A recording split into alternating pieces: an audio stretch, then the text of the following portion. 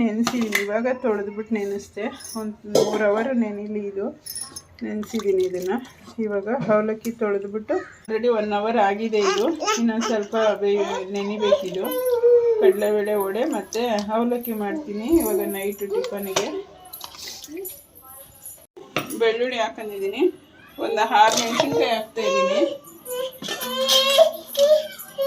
ಹಾಕ್ತೀನಿ. ಜೀರ್ಣ ಆಗುತ್ತೆ. ಕಡಲೆಬೇಳೆ ಸ್ವಲ್ಪ ಮಂದ ಅಲ್ಲ, ಹಂಗಾಗಿ ಒಂಚೂರು ಇದನ್ನು ಹಾಕ್ತೀನಿ. ಒಂಚೂರು ಚಕ್ಕೆ ಹಾಕ್ತಾಯಿದ್ದೀನಿ. ಜಸ್ಟು ಶುಂಠಿ ಹಾಕ್ತಾಯಿದ್ದೀನಿ. ಅದು ಗ್ರೈಂಡರಲ್ಲಿ ಇದಾಗಲ್ಲ, ಅದಕ್ಕೆ ಫಸ್ಟು ಇದಾಗ್ತದೆ.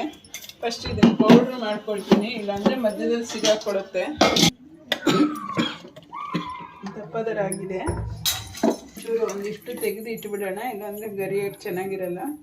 ಈರುಳ್ಳಿ ಮೇಲೆ ಹಾಕೊಂಡಿದ್ದೀನಿ. ಒಂದು ಇಡೀ ಕಡಲೆಬೇಳೆ ಒಂದೇ ಸರಿ ಹಾಕಿದ್ದೀನಿ. ಅದ್ರ ಮೇಲೆ ನಾವು ಮಿಕ್ಸ್ ಮಾಡ್ತೀವಲ್ಲ ಹೆಂಗು, ಕಡಲೆಬೇಳೆ ಹಾಕ್ತಾಯಿದ್ದೀನಿ. ಒಂದು 1/4 kg ಹಾಕಿದ್ದೀನಿ ನಾನು. ಏನು ಲೆಕ್ಕ ಮಾಡ್ಕೊಳ್ಳಿಲ್ಲ. ಇದು ಒಂದು 1/4 kg ಅಷ್ಟು ಹಾಕಿದ್ದೀನಿ. ಅದರನ್ನೇ ರುಬ್ಕೋಬೇಕು. ಇದನ್ನು ಕಲ್ಲಲ್ಲಿ ರುಬ್ಬಿದ್ರೆ ತುಂಬ ಚೆನ್ನಾಗಿರುತ್ತೆ. ಆ ಕಲ್ಲು ಮಾಡಿ ಮೇಲೆ ಅದನ್ನು ತೊಳೆಯೋಷ್ಟೆಲ್ಲ 1 ಅವರ್ ಆಗುತ್ತೆ. ಎರಡಕ್ಕೂ ಸೇರಿಸಿ ಇಷ್ಟು ಉಪ್ಪು ಹಾಕ್ಕೊಳ್ತಾ ಇದ್ದೀನಿ ನಾನು.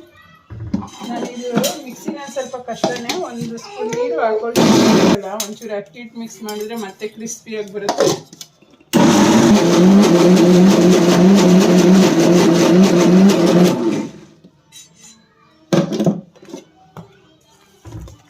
ಆಯ್ತು. ಇವಾಗ ಇದೊಂಚೂರು ತೆಳ್ಳಗಿದೆ. ನೀರು ಹಾಕಿದ್ನಲ್ಲ ನಾನು, ಹಂಗಾಗಿ ಒಂಚೂರು ತೆಳ್ಳಗಿದೆ. 1-2 ಚಮಚ ಅಷ್ಟು ನಾನು ಅಕ್ಕಿ ಹಿಟ್ಟು ಮಿಕ್ಸ್ ಮಾಡ್ಕೊಳ್ತೀನಿ. ಆವಾಗ ತುಂಬ ಕ್ರಿಸ್ಪಿಯಾಗಿ ಬರುತ್ತೆ.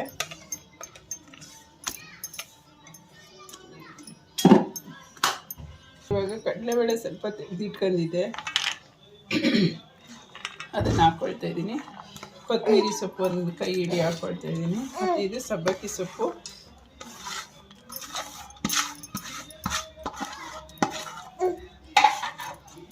ಇದ್ರ ಜೊತೆ 1 ಸ್ಪೂನ್ ಅಕ್ಕಿ ಹಿಟ್ಟು ಹಾಕ್ಕೊಳ್ತೀನಿ.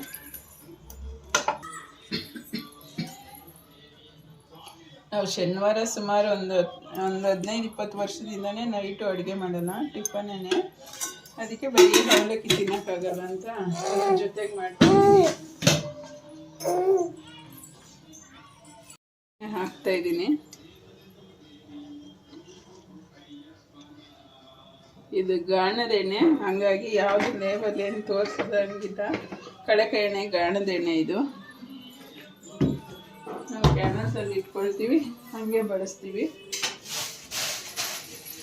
ಇವಾಗ ಕಾಯೋದಕ್ಕೆ ಇಟ್ಟಿದ್ದೀನಿ ಎಣ್ಣೆ.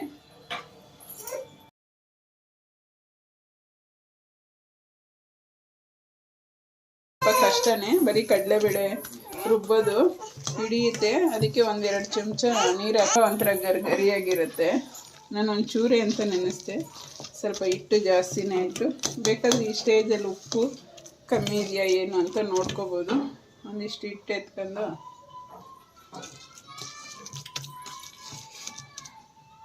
ಕರೆಕ್ಟಾಗಿದೆ, ಟೇಸ್ಟು ಚೆನ್ನಾಗಿದೆ.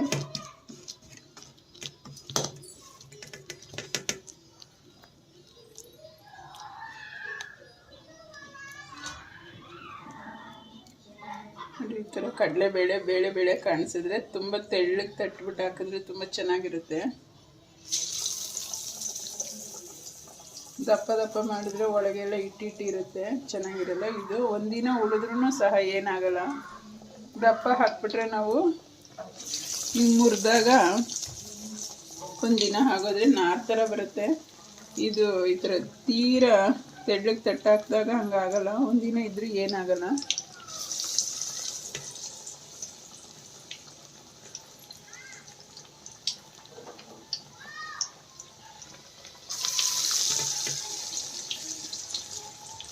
ಜೀರಿಗೆ ಹಾಕಿರೋದ್ರಿಂದ ಜೀರಿಗೆ ಶುಂಠಿ ಗ್ಯಾಸ್ಟ್ರಿಕ್ ಆಗಲ್ಲ.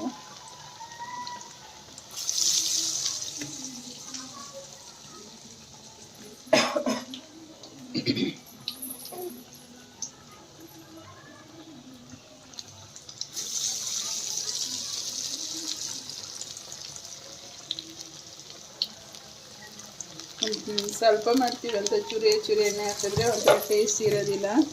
ಎಣ್ಣೆ ಸ್ವಲ್ಪ ಜಾಸ್ತಿನೇ ಹಾಕೋಬೇಕು.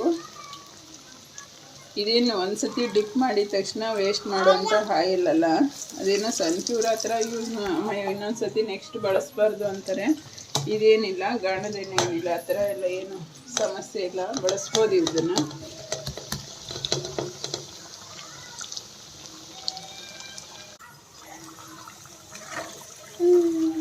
ತೆಳ್ಳಗಿರೋದ್ರಿಂದ ಏನು ತಕ್ಷಣ ಹಾಕಿದ್ರು ಮುರಿದೋಗೋದಿಲ್ಲ, ಚೆನ್ನಾಗಿ ಬರುತ್ತೆ.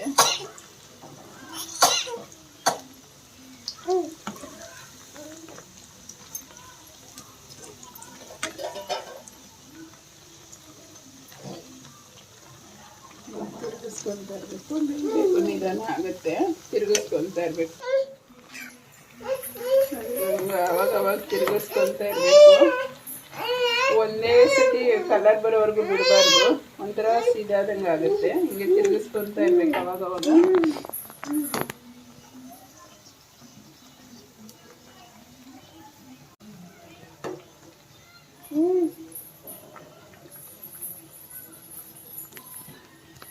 ಇವಾಗ ಹೊರಗಡೆ ಎಲ್ಲ ರೇಟ್ ಜಾಸ್ತಿ ಇದೆ ಪ್ರತಿಯೊಂದೂ. ಪಾಪ ಅವ್ರನ್ನು ನಾವೇನು ಅನ್ನೋಕ್ಕಾಗಲ್ಲ. ಹೊರಗಡೆ ತಗೊಂಡು ತಿನ್ನೋದಕ್ಕಿಂತ ರಜೆ ಇರೋ ಟೈಮಲ್ಲಿ ಮತ್ತು ಬೇಕು ಅನ್ನಿಸ್ದಾಗ ಒಂಚೂರು ಈ ಥರ ಮಾಡ್ಕೊಂಡ್ರೆ ತುಂಬ ಒಳ್ಳೆಯದು ಆರೋಗ್ಯಕ್ಕೆ. ಆದಷ್ಟು ಹೊರಗಡೆ ತಿನ್ನೋದನ್ನು ಅವಾಯ್ಡ್ ಮಾಡಿದ್ರೆ ಟೈಮ್ ಇರೋರು ತುಂಬಾ ಒಳ್ಳೆಯದು. ಆರೋಗ್ಯ ಸ್ಥಿತಿಯಿಂದ ತುಂಬ ಕಷ್ಟ ಇವಾಗ. ನೋಡಿ, ಇಷ್ಟು ಕಲರ್ ಇದ್ದರೆ ಸಾಕು.